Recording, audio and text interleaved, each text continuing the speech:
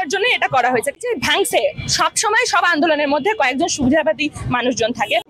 আমাদের কাছে 6 দফা দাবি ছিল, আমাদের মাইলস্টোনের ওখানে যারা যারা ছিল, আর হচ্ছে সচিবালয়ে যারা আসলো তাদের আলাদা রকম ছিল। সচিবালয়টা কেমন ছিল, শিক্ষা মন্ত্রণালয়ের এখানে যারা আসছে তাদের মধ্যে হচ্ছে এইচএসসি যারা দিচ্ছে, এখন এইচএসসি তে যারা দিচ্ছে তাদের কথা ছিল যে এত বড় মর্মান্তিক একটা ঘটনা ঘটার পরে কিভাবে যে শিক্ষা সচিব আছেন বা যে এটা দায়িত্বে আছেন সে কিভাবে রাত 3টার সময় আমাদেরকে এই ঘটনা বলে যে হচ্ছে এখন হচ্ছে আমাদের পরীক্ষা পোস্টপন্ড হবে। রাত 3টার সময় কোন এইচএসসি পরীক্ষার্থী জেগে থাকবে বা তারা কেন এটা তখন রাত 3টায় জানবে? এটা তো সাথে সাথে করা উচিত ছিল, তাই না? সাথে সাথে তো এটা পোস্টপন্ড করা উচিত ছিল। তারা সেটা না করে শিক্ষা সচিবের ওখান থেকে কি আসে, সে বলে যে এইচএসসি পরীক্ষার সাথে এই মর্মান্তিক ঘটনার কি সম্পর্ক? আমি তো হচ্ছে কোনো মানসিক ডাক্তার না, মানসিক রোগী মানে মানসিকভাবে না, মেন্টাল হেলথের ডাক্তার না, আমি কেন মানসিক চাপ দেখতে যাব?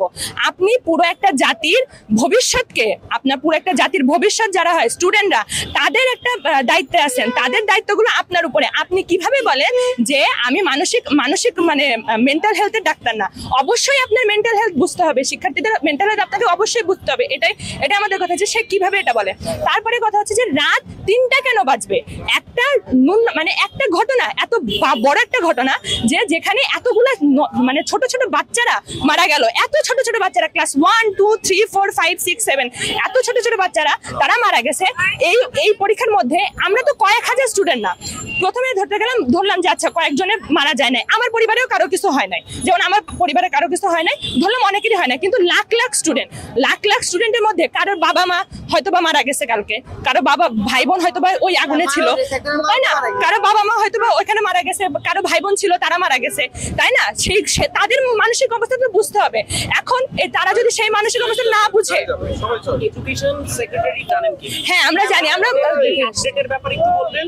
আর হলো এখন আমাদের এই যে ডিমান্ড যেটা থাকবে কিনা, হ্যাঁ ডিমান্ডটা তখন থাকবে যদি আমরা দেখি এই যে আমাদের দাবি মানায়। আমাদের তো এখন মনে হচ্ছে যে আমাদেরকে শান্ত করার জন্য এখন এগুলো বলা হয়েছে যে আমরা দাবি মেনে নিচ্ছি বা কিছু, আমাদের এখন এটাই মনে হয়। এখন আমরা দেখবো যে সে হচ্ছে দাবিগুলো মানে কিনা বা দাবি মেনে সে অনুযায়ী কাজ করছে কিনা। এখনো যদি তারা বলে যে, আমরা আবার এটাও দেখলাম যে মাইলস্টোন কলেজের যে প্রিন্সিপাল বা যে আছেন সে বলতেছে যে এটা কোনো মানে খুব ভয়াবহতা কিছু হয় নাই বা এটা খুব সামান্য কিছু একটা হয়েছে, এই ধরনের কথা বলতেছে। কিভাবে সে বলে, মানে প্রকাশ করতে চাচ্ছেন সে সেটা কিভাবে বলে, তাই না? এটা তো তার বলাই উচিত না, তারপরে সেটা বলতেছে। তার মানে কোন জায়গায় দেখা যাচ্ছে যে তারা আপাতত আমাদের স্টুডেন্টদেরকে ধামাচাপা দেওয়ার জন্য, আমরা যেন কোনো বড় কিছু না করি সেটা করার জন্য তারা এগুলো বলতেছে যে তারা মেনে নিচ্ছে এরকম। আর আমাদের 6 দফার মধ্যে এমন কোনো মানে গুরুতর কিছু ছিল না, আমরা খুব বেসিক কয়েকটা জিনিস রাখছি যে যারা মারা গেছে তাদের তথ্যটা আমাদেরকে দিতে হবে, অ্যাকচুয়াল তথ্য, কোনো লুকাচুরি থাকবে না বা কিছু থাকবে না, বা হচ্ছে যারা নিহত আহত তাদের এক্সাক্ট আমাদের ইয়াটা দেওয়া লাগবে।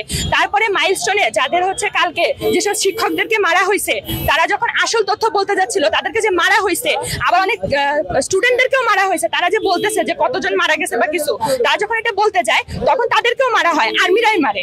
তো এটা তারা কেন করে? এইটার জবাবদিহিতা আমরা চাইছি, বা এটার জন্য আমরা হচ্ছে তাদেরকে ক্ষমাও মনে হয় অনেকে চাইতে বলছে এরকম কিছু। তো আমাদের তো খুব জেনুইন, খুব বেসিক যে আমরা এগুলো চাচ্ছি।